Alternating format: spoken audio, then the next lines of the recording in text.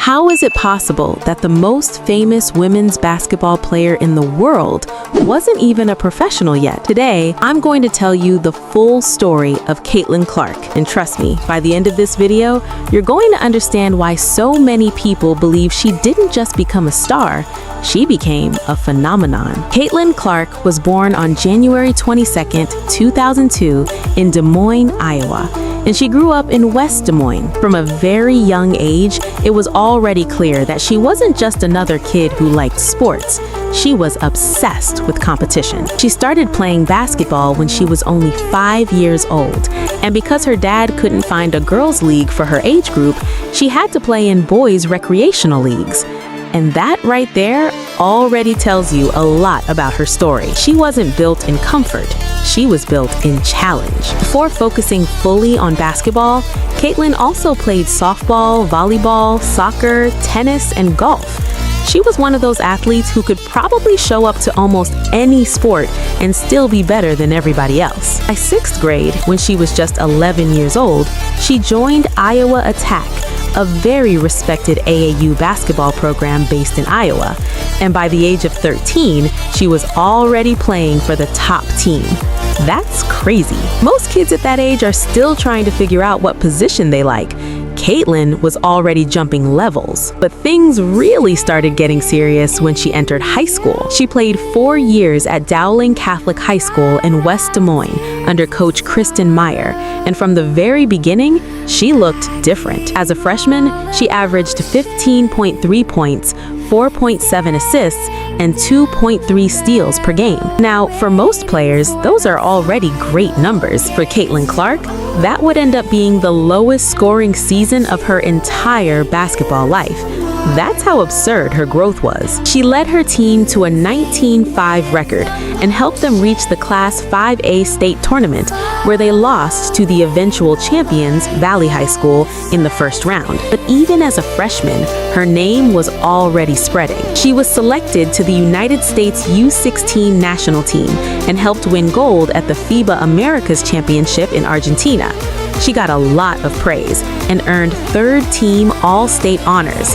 And remember, this was still just the beginning. In her sophomore year, she took a huge leap. She averaged 27.1 points, 6.5 rebounds, 4 assists, and 2.3 steals per game. That made her the second leading scorer in the state of Iowa. She earned first-team Class 5A All-State honors and was named Central Iowa Metro League Player of the Year. She helped her team reach the state quarterfinals and finish with a 24 record. And as if that wasn't enough, after the high school season, she led Iowa Attack to the Nike Elite Youth Basketball League Championship, scoring 23 points in a 64-61 win in the final. And here's the part that makes it even crazier. During those first 2 high school seasons, she was still playing soccer too. Not just playing, dominating. She scored 23 goals for her school team and helped them compete at the state level. At that point, Caitlin Clark was starting to look less like a normal athlete and more like one of those create-a-player builds you'd make in a video game when you max every stat. Then came her junior season. And this is when things started to get ridiculous. In February 2019, she scored 60 points in a 90-78 win. Not only did she score 60, she scored almost as much as the other team by herself. And in one game against Mason City High School, she literally scored more than the rest of her own team combined. That game became the second highest single-game point total in Iowa girls basketball history. She also set a state record in that game with 13 made three-pointers. And if you think that was the peak, it wasn't. Just 20 days later, she broke the Class 5A state tournament single-game scoring record with 42 points in a triple overtime win in the quarterfinals. She led her team to the semifinals and finished the year averaging 32.6 points, 8.8 rebounds, 3.6 assists, and 2.3 steals per game. She was named Iowa Gatorade Player of the Year and once again made the All-State top team. Then, during the summer, she joined Team USA again, this time for the FIBA U19 Women's World Cup in Thailand. And once again, she came home with gold. At this point, Caitlin Clark wasn't just becoming a local superstar. She was becoming a national-level basketball monster. Then came her senior year of high school, and somehow she got even better. She averaged 33.4 points, 8 rebounds, 4 assists, and 2.7 steals per game. She became Iowa's leading scorer for the second straight season. Her team finished 19-4 and reached the regional final. Even without winning a state title, she collected award after award. She was named Iowa Gatorade Player of the Year, Des Moines Register Athlete of the Year, Iowa Miss Basketball, and First Team All-State once more. She was also selected to play in the McDonald's All-American Game and the Jordan Brand Classic, two of the biggest all-star events in high school basketball. But unfortunately, both were canceled because of the pandemic. Before high school, colleges were already watching her. She received her first recruiting letter when she was still in 7th grade. By the end of high school, she was rated a 5-star recruit and ranked as one of the top players in her entire class by ESPN. Her family originally wanted her to go to Notre Dame. In fact, she had even verbally committed there at one point. But in the end, she decided to stay close to home and committed to the University of Iowa on November 11th, 2019. And honestly, that decision changed women's basketball forever. She chose Iowa because of the fast style of play, the coaching staff, and the opportunity to step into a major role immediately. And that's exactly what happened. As a freshman at Iowa in 2020, Caitlin Clark became the team's starting point guard right away. And she didn't ease into college basketball. She kicked the door open. In her college debut, she dropped 27 points, 8 rebounds, and 4 assists in a win over Northern Iowa. In just her second college game, she posted her first double-double with 30 points and 13 assists. Only 20 days later, she recorded her first triple-double. And not just any triple-double, she became the first Iowa player since 2015 to do it.